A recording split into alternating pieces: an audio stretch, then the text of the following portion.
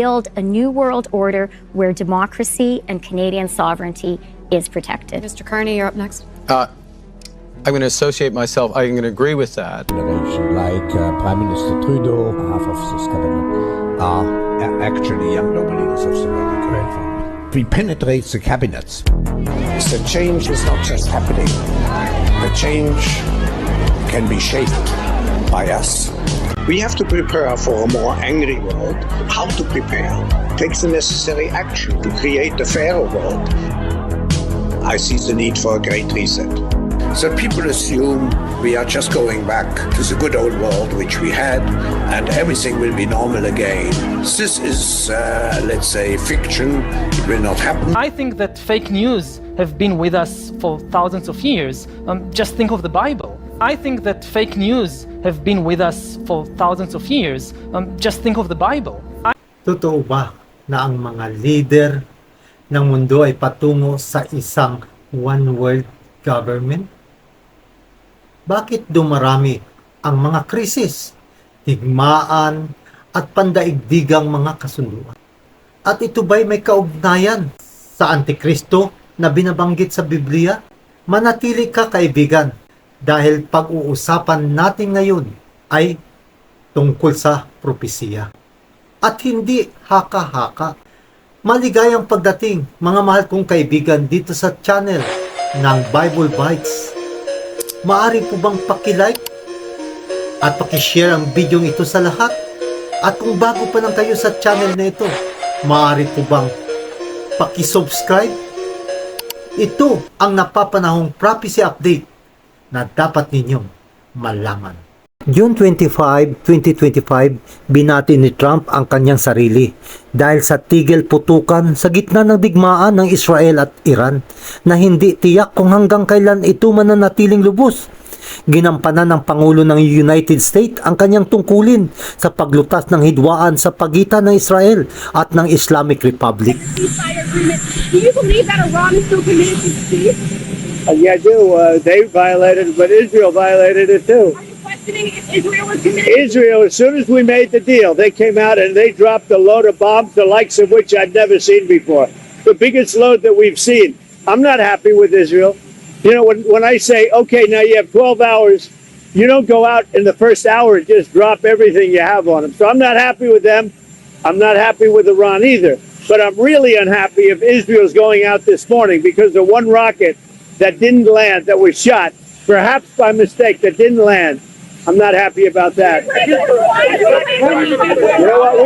We basically have two countries that have been fighting so long and so hard that they don't know. Ngunit ilang oras lamang pagkatapos ng tigil putukan sa pagitan ng Israel at Iran, sinaway ni Trump ang Israel at ang Iran.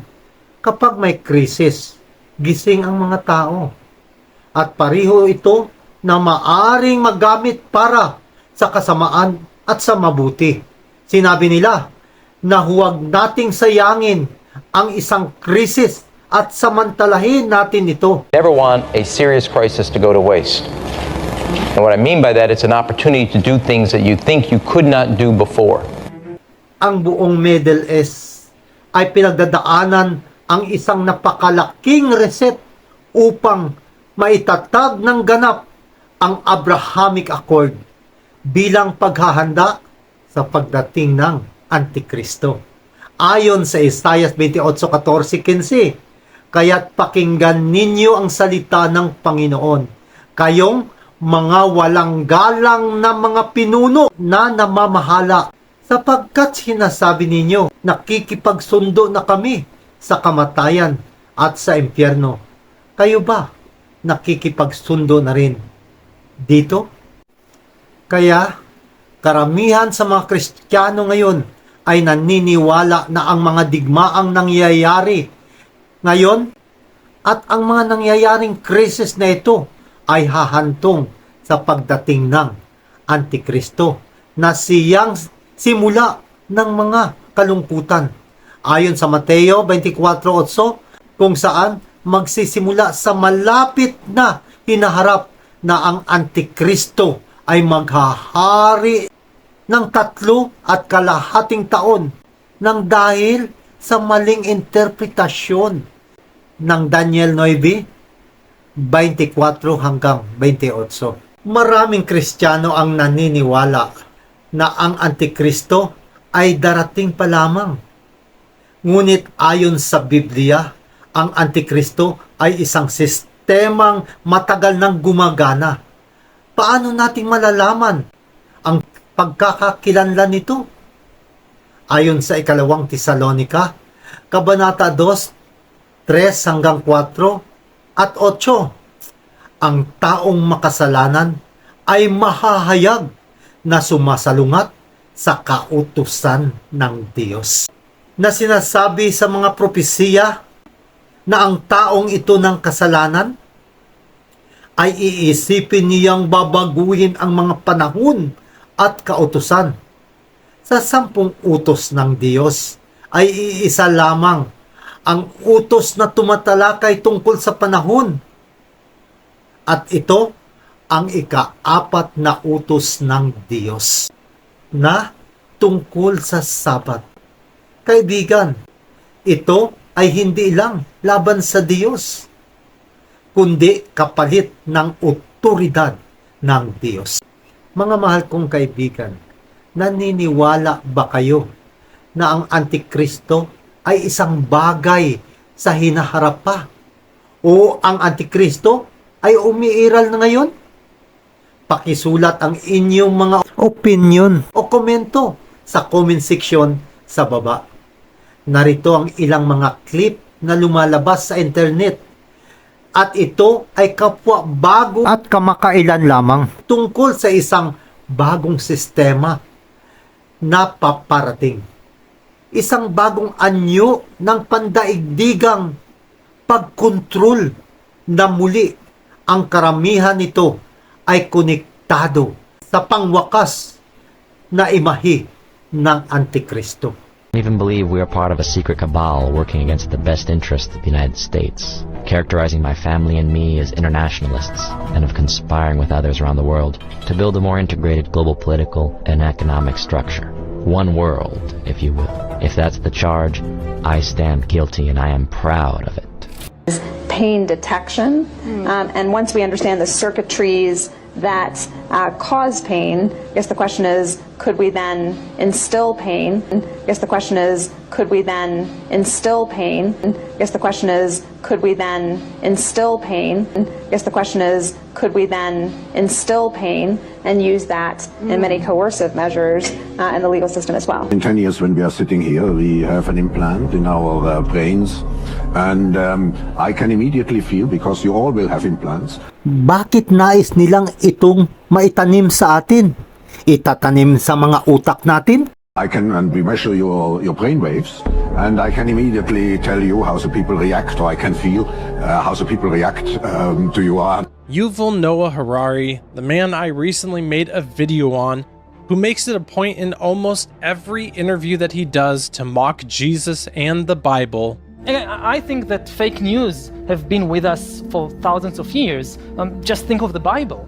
But not the intelligent design of some God above the clouds. Not the intelligent design of some God above the clouds. Not the intelligent design of some God above the clouds.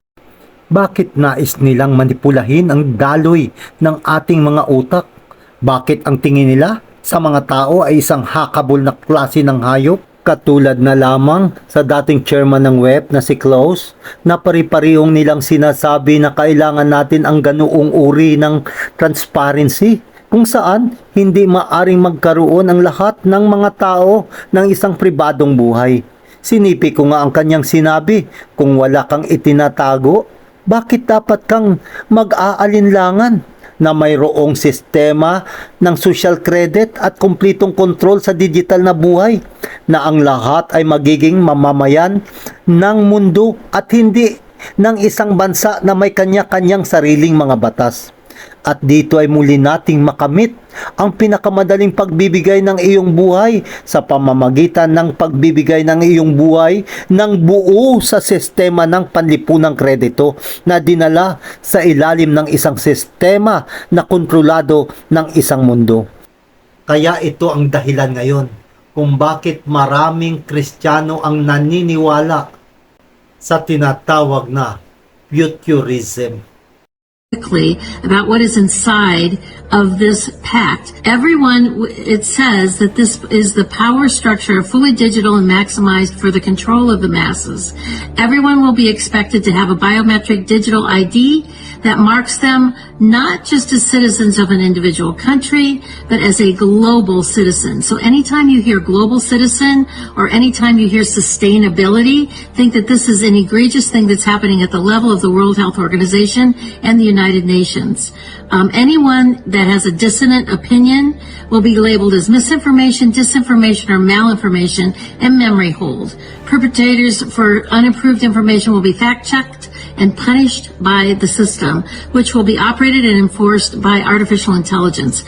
Punishments will include being locked out of one's bank account, being unable to make certain purchases, unable to get on an airplane, on a subway, drive on public roads. This is the future, according to the world's self-appointed overlords at the United Nations.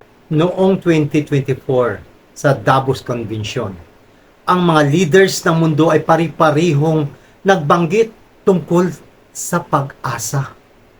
Nais nilang magpatuloy sa pagtulak ng idea na maari silang magdala ng pag-asa dito sa namamatay na mundo. We have to give a future. We need to give hope.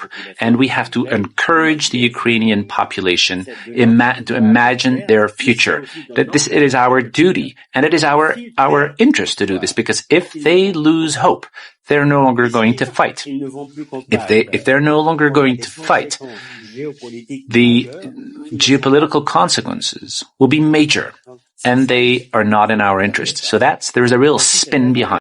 Ang mga digmaang nangyayari ngayon, mga kaguluhang politikal, mga sakuna, mga kahirapan, tagutom, lindol, baha, kaibigan, ang lahat ng ito ay mga palatandaan ng ikalawang pagbalik ni Jesus. Ang lahat na ito ay nagpapaalala sa atin na ang mundong ito ay hindi ang ating permanenteng tirahan at hindi tayo mula sa pagkamamamayan nito. Ito'y nagpapaalala din sa atin na ang mundong ito ay lalo pang lalala ang kaguluhan at hindi na bubuti pa. Kung kaya ang mga leader ng mundong ito ay nagpapakilala ng pag-asa, ng isang pag-asa na gawa lamang ng tao. Dahil ang tunay na pangmatagalang pag-asa na nais natin, na inaasam natin, ayon sa Tito, Kabanata 2, talatang 13, na hintayin natin yaong mapalad na pag-asa at ang pagpapakita ng kaluwalhatian ng ating dakilang Diyos at tagapagligtas na si Hesukristo. Kaibigan, wala na tayong tanging pag-asa sa mundong ito na walang kapag-apag-asa, kundi si Jesus lamang na siyang ating tanging pag-asa. Hanggang sa muli, mga mahal kong kaibigan, patuloy lang tayong mag-aral ng salita ng Diyos. Ating subaybayan ang programang ito dito sa channel ng BBC para sa programa ng mga kasaysayan ng mga propesiya at mga katotohanan na nagmula sa Biblia.